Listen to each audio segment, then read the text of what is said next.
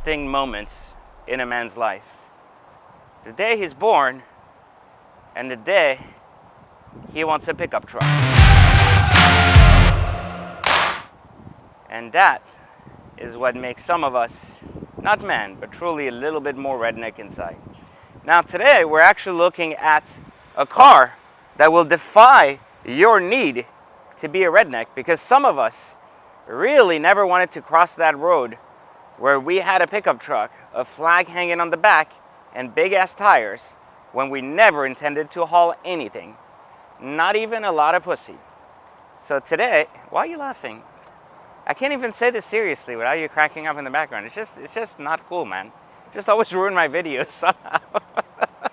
So anyways, so today we're actually looking at a really interesting car that many of you guys have been asking about, and that I actually bought, the new Defender. Now, I never owned an old Defender because I never saw the value in paying 200 grand for an old piece of shit that they import from Puerto Rico or somewhere, make it look really good, and then sell it for 200 grand when it's still a $30,000 piece of shit. So, however, I see a lot of value in the new Defender because it fits a segment that very few people will understand unless you actually own a lot of SUVs. It's not really a Jeep, it's not really a pickup truck, and it's not really a luxury SUV. It's kind of all three in this really unique and very modular truck.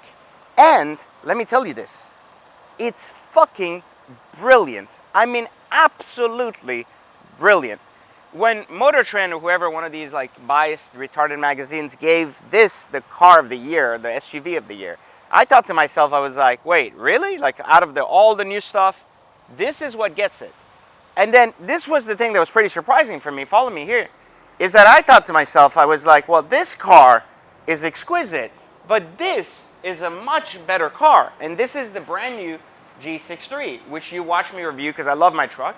This particular truck is amazing, and it was one of the greatest reinventions of a car compared to this old model and like just new model in probably history for Mercedes anyways.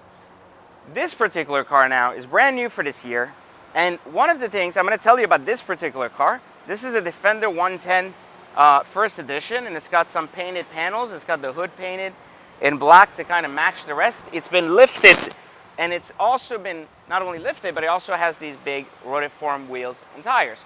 And I think in the matte bronze, it looks beautiful. I think it's the best looking color for this truck because it gives it a safari look and an urban look at the same time. Painted top roof, it's got the moonroof feature.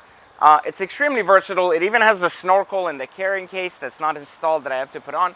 So it's a very cool looking truck. But at first you would wonder, well, do you really need something like that? And really, I bought this because one, I drive a lot in Florida, and in Florida we get a lot of rain at times, and it's not convenient to actually ride something that you care if it gets dirty or not. And honestly, I've always complained about the G-Wagon, the new G-Wagon anyway, being 200 grand. And I said, driving a 200K daily has a liability to it in terms of parking places and giving a shit.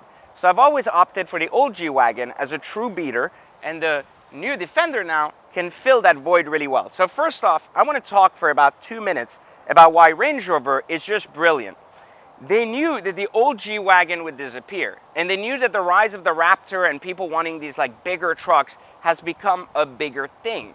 So they kind of placed this at the perfect time in the middle of the most chaotic year ever. They released the most chaotic SUV ever, and it made sense.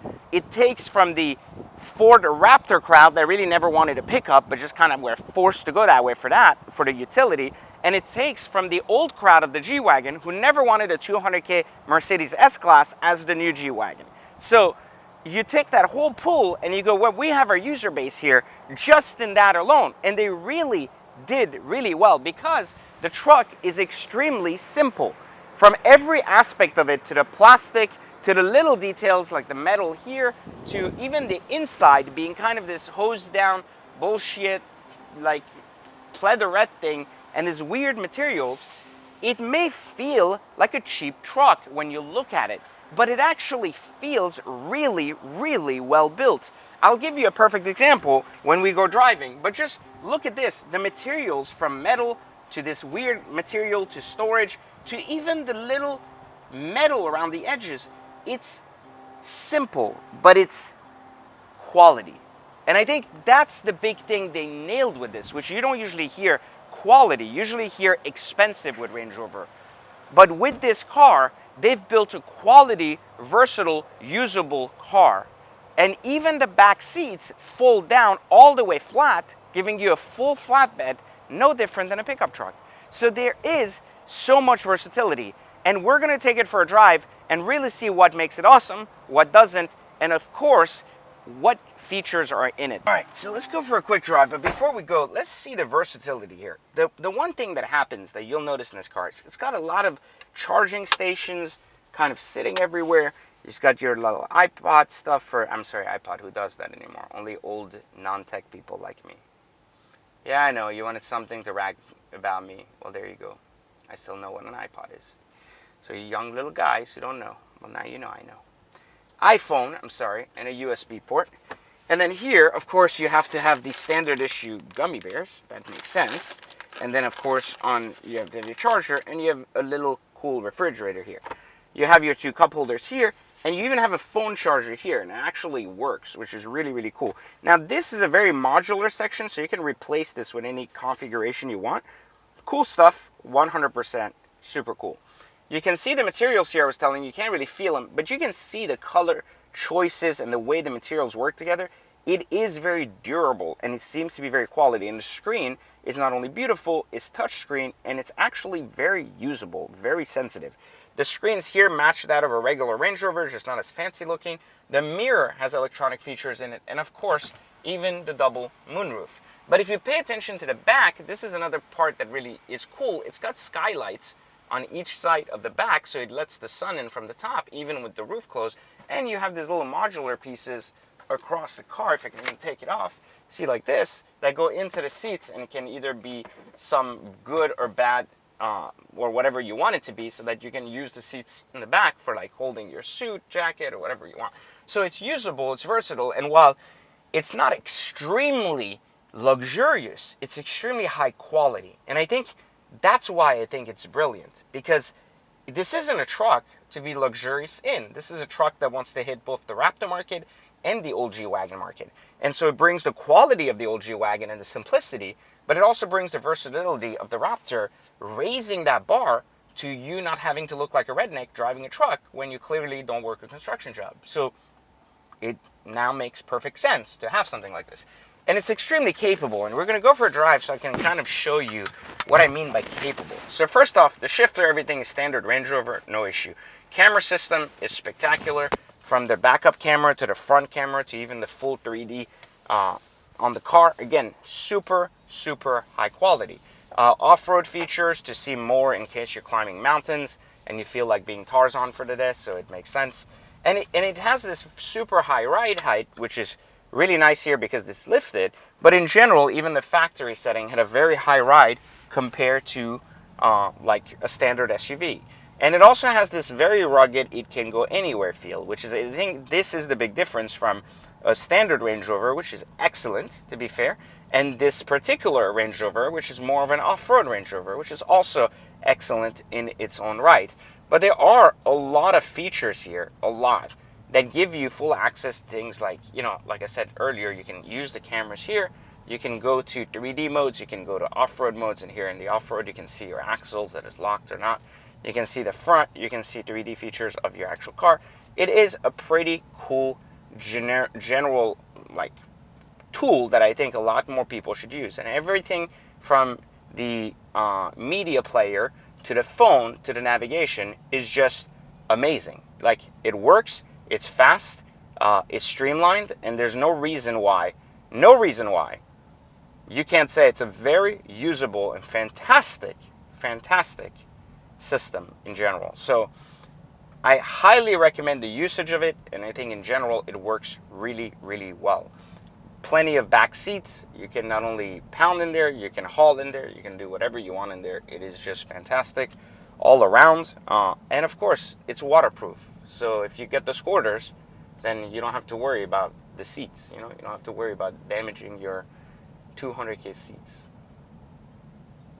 Anyways, back to the original review, because some of you may not care about these incidents in the back. And I understand you might have children, and that'd be a bigger concern. So let's put it in children perspective. They can piss in the back seat, and it's good.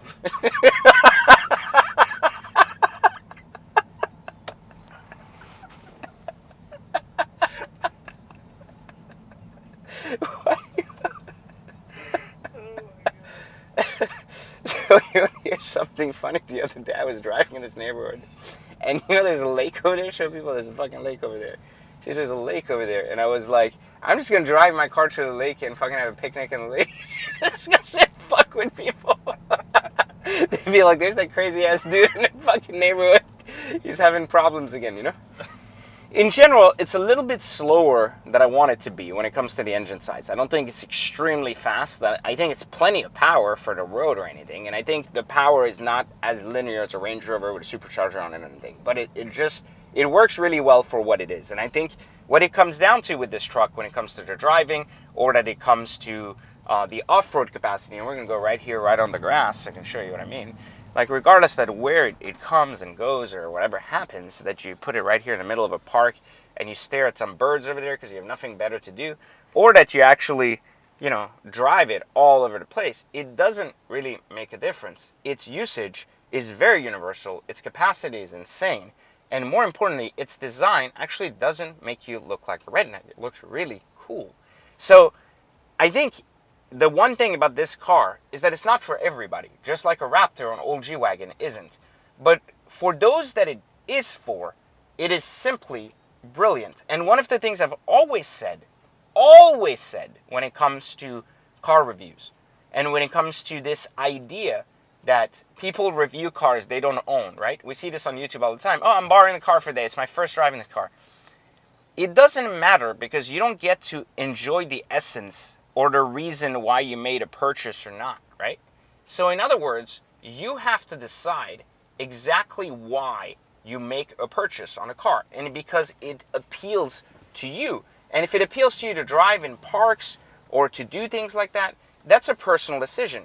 But what it really comes down to, one of the ideas that it really comes down to, is the fact that you buy a car for a specific purpose in mind, that is to haul things or to be places. Doesn't matter what it is. You make this purchase because you, as a person, right, want a certain car for a certain reason.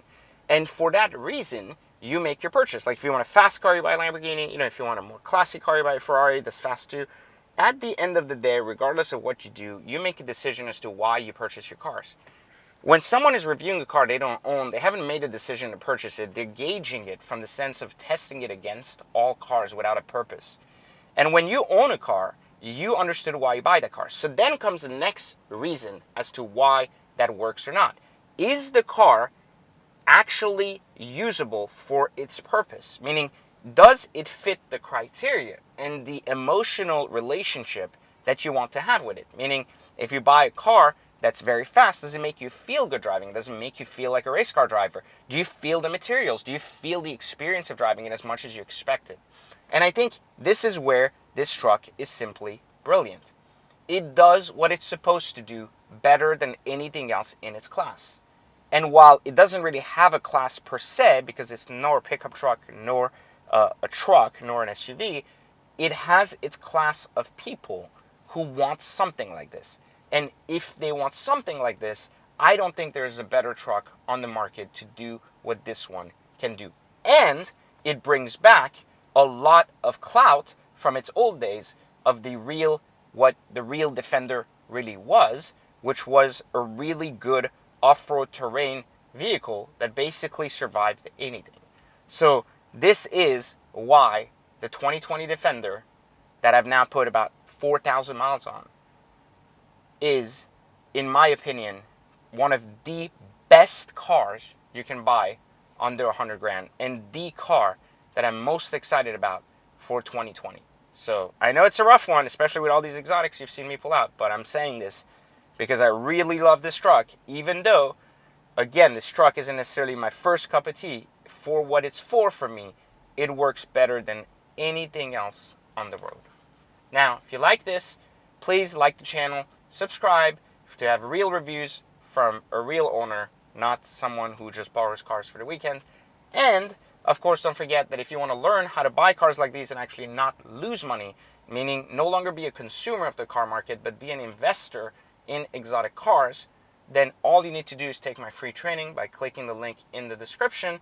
And of course, Black Friday is here, so please join us, because it's cheaper now than ever before to learn how to turn your consumerism of cars and exotic cars into an investor mentality. I'll see you on the inside.